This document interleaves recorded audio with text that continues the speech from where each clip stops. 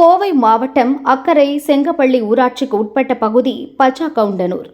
இந்த பகுதியில் சுமார் 40 ஆண்டுகளுக்கு மேலாக சாலை வசதி இல்லாமல் இருந்தது. தற்பொழுது முதல்வரின் கிராம சாலைகள் மேம்பாட்டு திட்டத்தின் மூலம் 43,47,000 மதிப்பீட்டில் 1.100 கிலோமீட்டர் சாலை அமைக்கப்பட்டுள்ளது. பல ஆண்டு கோரிக்கை நிறைவேறி மகிழ்ச்சி அளித்தாலும் சாலையில் சில இடங்களில் சிறு பாலம் அமைக்க வேண்டிய நிலை உள்ளது. ஏனெனில் மழை காலங்களில் இந்த சாலையை கடந்து செல்ல நீர்வழிப்பாதை இல்லாததால் சாலை பழுதடையும் வாய்ப்பு உள்ளது. எனவே இந்த சாலையில் சிறு பாலங்கள் அமைத்து தர கோரிக்கை எழுந்துள்ளது. எங்களுடைய பகுதியில் நீண்ட நெடிய காலமாக எங்களுடைய ஊருக்கு மேற்கு புறத்திலிருந்து, அதாவது கருப்பராயன் கோவிலிருந்து ஊர் எல்லை வரை ஒரு தார் சாலை வேண்டுமென்று எனக்கு தெரிஞ்சு 40-45 ஆண்டு காலமாக பல்வேறு அதிகாரிகளிடத்திலும் மாவட்ட ஆட்சியர், உள்ளூர் ஊராட்சி மன்றம் அலுவலகங்களிலும் பொதுமக்கள் சார்பாக சாலை அமைத்து தர வேண்டும் என்று பல முறை மனுக்கள் கொடுத்தோம். மனுக்கள் கொடுத்து 40-45 ஆண்டு காலம் கழித்து இப்பொழுது எங்கள் பகுதிக்கு தார் சாலை வருவதாக அதிகாரிகளிடத்திலிருந்து ஆய்வு செய்ய வந்திருக்கிறார்கள்.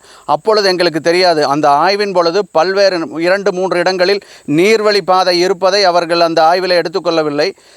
தார் சாலை போடுவதற்கு முன்பு மெட்டல் ரோடு கல் போட்டு மெட்டல் போடும்பொழுது நாங்கள் எங்களுக்கு தெரிஞ்சது இது தார் ஊற்ற போகிறாங்க அப்படின்னு தெரிஞ்ச உடனே மெட்டல் போடுறதுக்கு போட்ட உடனே இதுக்கு ஒரு பாலம் வேணும்னு சொல்லி 4 இடத்துல சிறு கல்வெட்டுக்கள் அல்லது பைப்பு மூலமாவது ரோடு போட்டால் சைடில் பக்கவாட்டு பகுதிகளில் அறுப்பு ஏற்படாது, தார் சாலை போட்டாலும் சாலை சேதமாகாதுன்னு சொல்லி அன்னூர் பிடிஓ அலுவலகத்துக்கு சென்று மனுக்கள் கொடுத்தோம். மனுக்கள் கொடுத்த பின்னாடி அலுவலகத்திலேருந்து ஒரு 10-15 நாளில் ஆய்வுக்கு வந்து ஆய்வு செய்து விட்டு நாங்கள் அதற்குண்டான வேலையை ஆரம்பிக்கிறோன்னு சொன்னாங்க. அவங்களும் வந்தாங்க.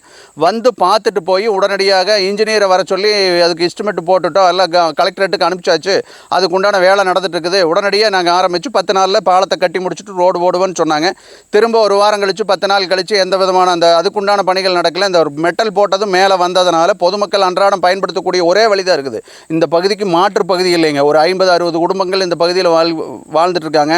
பள்ளி வாகனங்கள் மற்றும் பால் கொண்டு போகிறவங்க, விவசாய விளைபொருட்களை எடுத்து செல்லக்கூடிய ஒரு வழியாக இருக்கிறதுனால அன்னாடு போகிற பெண்கள் இரவில் பள்ளி குழந்தைகளை கொண்டு போயிட்டு கூட்டு வர்றதுனால அந்த கல் மேலே வந்ததுனால தடுமாறி விழக்கூடிய ஒரு சூழ்நிலை இருந்ததுனால விபத்துக்கள் ஏற்படுங்கிறத மறுபடியும் 10 நாள் கழித்து அதே பிடிஓ ஆஃபீஸில் போய் ஒரு மனுவாக கொடுத்தோம்.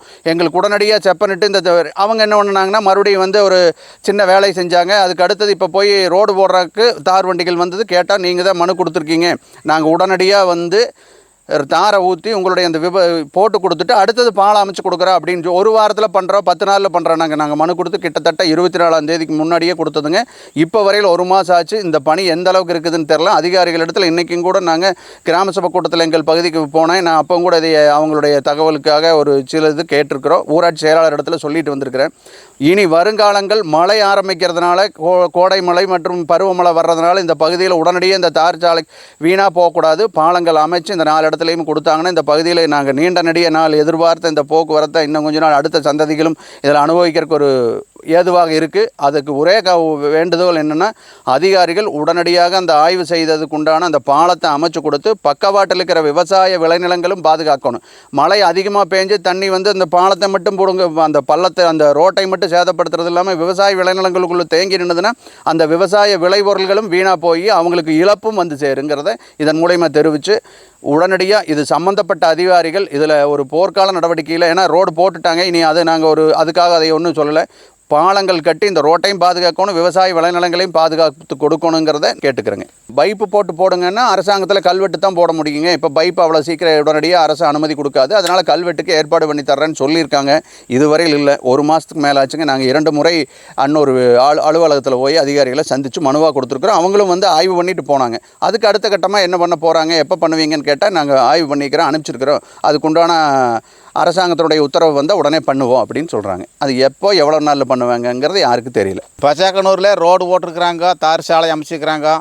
அதில் 4 இடத்துல பாலம் கட்ட வேண்டியது பெண்டிங்காக இருக்குது. மழை பெஞ்சிட்டு தண்ணி அடித்தா எல்லாம் விவசாய நிலங்கள்லாம் பாதிக்கு, போக்குவரத்து இடையூறாகு, அப்புறம் ரோடும் கிராக் ஆகு, ஏகப்பட்ட பிரச்சனை இருக்குது. அதை பார்த்து பாலம் கட்டி எல்லாம் கரெக்ட் பண்ணி கொடுக்கணுமுங்க.